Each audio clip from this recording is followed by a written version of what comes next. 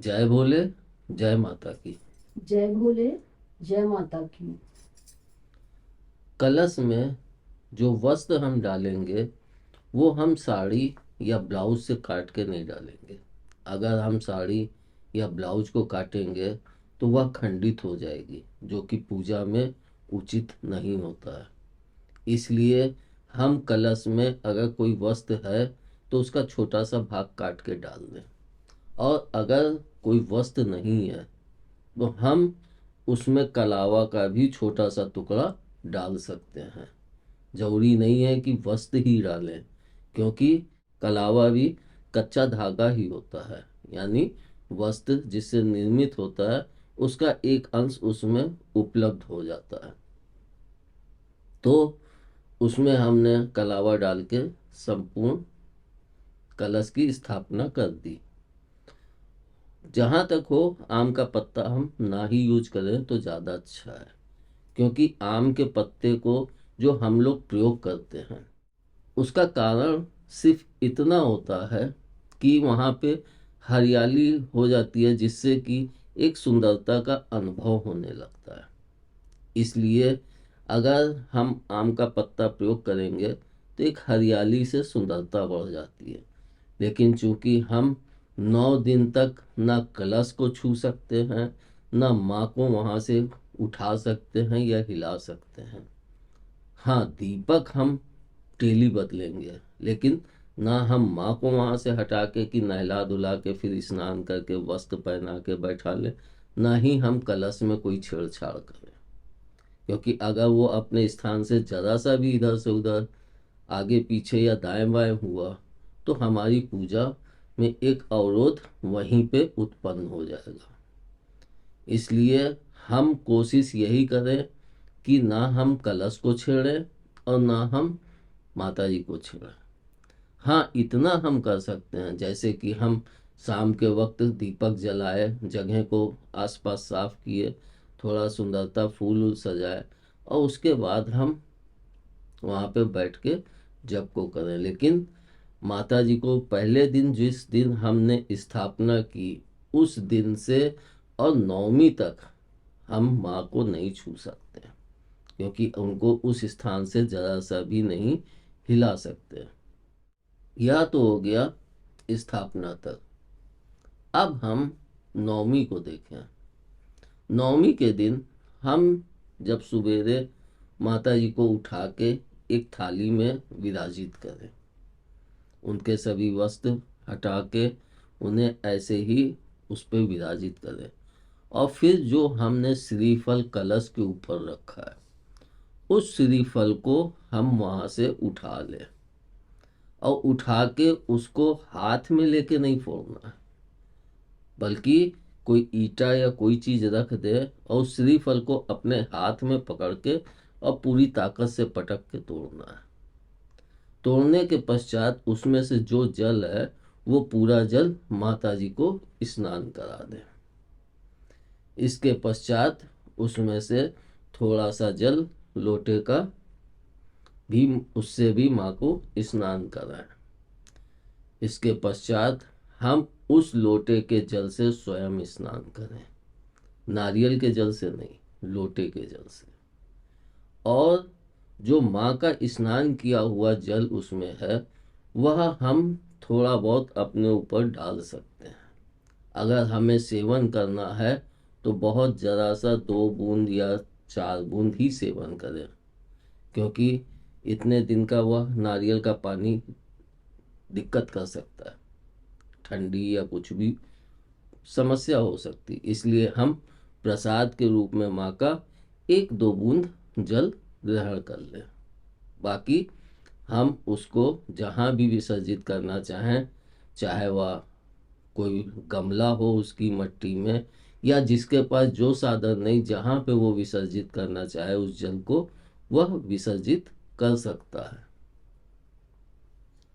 तो जब हम वहाँ खुद स्नान कर लिए, माँ को भी स्नान करा लिया, अब बात आती है कि इसके पश्चात हम माँ को खूब अच्छे से वस्त्र पहनाएं और पहना के उनको फिर से विराजित करें।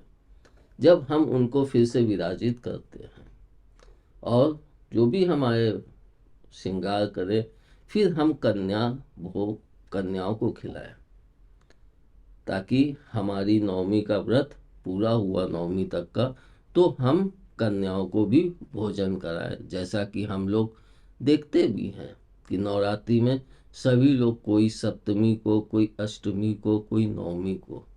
लेकिन मेरा मानना यह है कि जब हमारी पूजा पूरे अंतिम दिन हो, यानी कि नवमी को, जब हम अपने व्रत को समाप्त कर रहे हैं, तो उस दिन ही हमें ज़्यादातर कन्याओं को खिलाना चाहिए। इसके पश्चात हम शाम को फिर से 10 दीपक लगाएं और 10 दीपक लगा के बैठ जाए।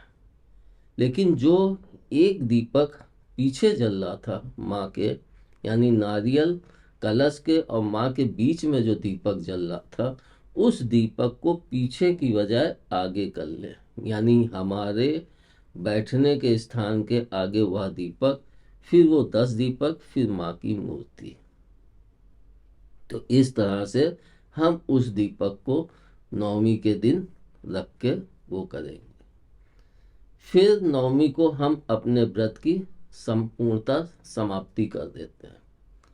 इसके पश्चात दूसरे दिन दशमी आती है, विजयदशमी, यानी हम अपनी इस 9 दिन की तपस्या में विजय प्राप्त करके आज पूरी माँ का जो भी हमें इतने दिन के तप या जो भी भाव हमने माँ को प्रकट किया है, उसके अनुसार जो भी माँ ने हमें उपहार दिया है, कि जो भी शक्ति उपहार स्वरूप दी है, उस खुशी में हम एक विजयदशमी उत्सव मनाएं। उसके लिए हमें पूजा में जो भी अच्छे से अच्छा भोग, माँ का जो भी हमारा मन हो वह भोग बना के, क्योंकि व्रत खत्म हो गया, अब हम अन्न या अन्य चीज़ों का भी भोग लगा सकते हैं, इसलिए हम उस भोग को लगाएं। और जो दीपक जैसे जल रहा था, वैसे ही विजयदशमी को भी हम उस दीपक को जलाएंगे। और उस दीपक में जो एक दीपक नवमी के दिन मेरे आगे था, वो दशमी के दिन माँ के आगे हो जाएगा। यानी 10 दीपक की वह रेखा तो ऐसे ही रहेगी, लेकिन वह एक दीपक वह माँ के आगे हो जाएगा, उसके बाद वो 10 दीपक जलेंगे। इस तरह से हम दशमी के दिन अपने जप को पूर्ण करने के पश्चात ही इस छोटे से तप की समापन विधि संपूर्ण होगी। जब तक हम दशमी को समापन विधि नहीं करते हैं, तब तक हमारा पूजन पूर्णता नहीं प्राप्त कर सकता है। आप लोग यह भी सोच रहे होंगे कि पहले दीपक कलश के आगे रखवाया, फिर नवमी के दिन अपने आगे रखवाया, फिर दशमी के दिन वह दीपक माता जी के आगे रखवाया, आखिर इसका मतलब क्या है? तो यह भी आप लोगों के सामने मैं स्पष्ट कर देना अति उचित समझता हूँ, क्योंकि भ्रम पाल के कोई भी पूजा संपन्न नहीं होती है। इसलिए इसका बहुत छोटा सा मतलब होता है और जो बहुत बड़ा है। सर्वप्रथम जब हम कलश के आगे दीपक जलाते हैं, तो दीपक जलाने का मतलब होता है कि हम उसमें प्राणों की स्थापना कर रहे हैं, उस चीज में, मतलब प्राण शक्ति जो भी माँ की प्रभु की है, उस कलश में स्थापित कर रहे हैं। हमने 9 दिन तक 9 शक्तियों की स्थापना उस कलश में की। इसके पश्चात जब नवमी के दिन जब हम उस एक दीपक को अपने आगे रखते हैं, उसके बाद 10 दीपक, फिर माँ, तो उसका मतलब होता है कि अभी तक हम वह शक्ति कलश में स्थापित हो रही थी, अब वह शक्ति इस जो दीपक में समाहित हो, ताकि हम वह माँ के कार्य को और माँ की निकटता को और अच्छे से प्राप्त कर सकें। इसके पश्चात जब दशमी के दिन हम वही दीपक को माँ के आगे रखते हैं, तो वह 10 दीपक पीछे हो जाते हैं। मतलब हम दशमी के दिन जो विजयदशमी प्राप्त की, तो वो 9 दिन की जो भी माँ की शक्तियाँ उसमें मतलब इकट्ठी हुई हैं या उसमें समाहित हुई हैं, वो सब शक्तियाँ मतलब दशमी के दिन हम अपने अंदर उनको समाहित करें, ताकि हम इस पूजन की संपूर्णता तभी होती है, पहले माँ को प्रसन्न करें, वह शक्तियाँ उनमें स्थापित हों, फिर वह शक्तियाँ हम अपने इस मानव रूपी शरीर में स्थापित करें।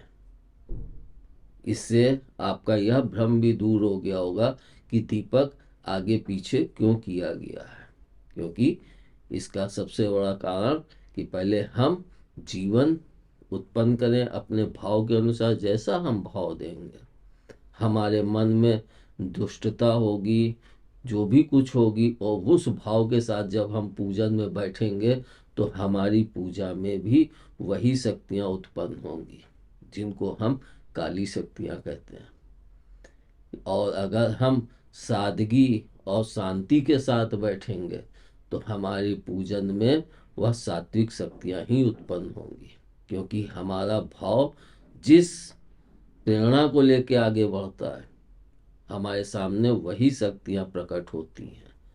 हम लोग सोचते हैं कि काली शक्तियाँ खराब होती हैं, लेकिन काली शक्तियाँ हर खराब नहीं होती हैं। कुछ काली शक्तियाँ बहुत अच्छी होती हैं जो मदद करती हैं। क्या माँ काली इतनी खराब है?